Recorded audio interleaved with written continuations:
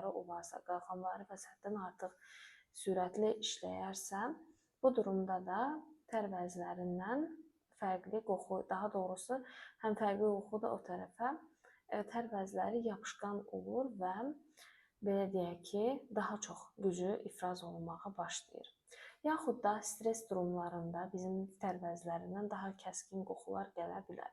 Ya da ki, yeməyimiz, qidalanmağımız da buna təsir verir. Məsələn, sarımsaq, soğan və yaxud da ədviyyatların yeməyimiz də tər qoxumuzun belə deyək ki, keyfiyyətinə təsir göstərir. Əgər bu kəskin dəyişiklikləri siz də müşahidə edirsinizsə, çox güman ki, bunun səbəbini araşdırmaq lazım gələcəkdir.